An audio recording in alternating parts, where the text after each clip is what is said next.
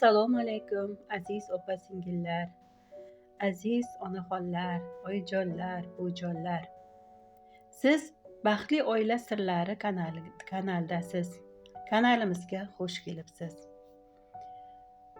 Oila tinchligi ayol donoligida.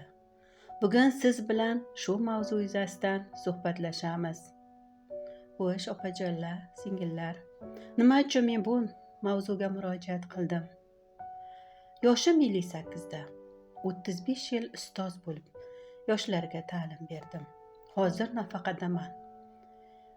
Bir tajribali ustoz, 4 farzandning onasi va bir ayol sifatida atrofni kuzatib, ayrim oilalarning ajrab ketishi, bolajonlarning yetim bo'lib qolishi, oiladagi kelishmovchiliklar, notinchliklar meni ham bezovta qildi.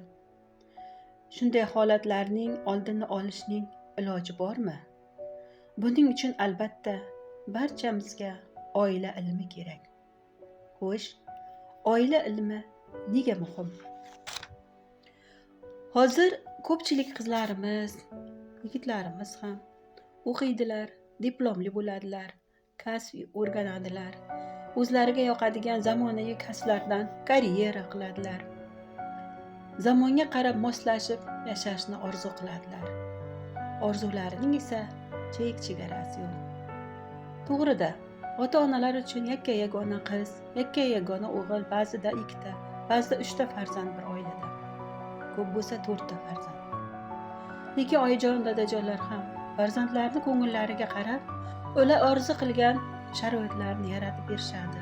Orzu qilgan telefonlarni olib berishadi, kiyimlarini olib berishadi. O'qiyapti deb yaxshi kiyimtirgilari keladi, yaxshi yedirgilari keladi.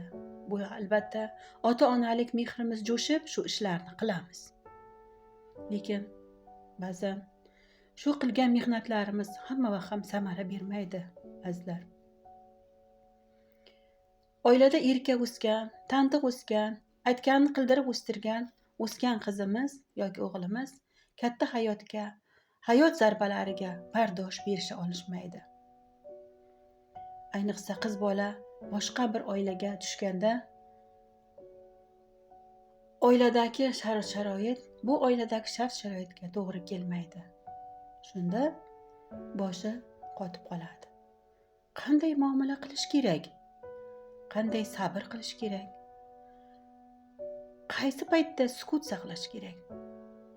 Mana shu ilmlar ko'p joyda yetishmaydi. Ba'zi yosh kelinlar hayotga umuman tayyor emas. Pishir kuydir, qaynota bilan muomala, qaynegachilar bilan, qaynukalar bilan, atrofdagi qo'ni-qo'shnilar bilan muomalada qiynalishadi. Yigitlarimiz ham mas'uliyat nima, oilani qanday boshqarish kerak, bularni yaxshi tushunib yetishmaydi. Natijada biz uchun kichik tuyulgan tushunmovchiliklar katta muammoga aylanib ketadi. Aslida oila bu maktab. Bu yerda hurmat, sabr va kechirim asosiy fan hisoblanadi. Payg'ambarimiz sallallohu alayhi vasallam aytadilar: sizlarning eng yaxshilaringiz o'z oilasiga yaxshilik qilganlaringizdir. Demak, haqiqiy yaxshilik avvalo uyimizdan boshlanadi. Ayol oila qalbi. Ayolsiz hech bir oilani tasavvur ham qilib bo'lmaydi. Onajonlarimiz, opa-singillarimiz, qizlarimiz, kelinlarimiz oilamizning gullari sanaladi. Erkaklarimizning g'ururi, ori, sha'ni ayollarda mujassam bo'ladi.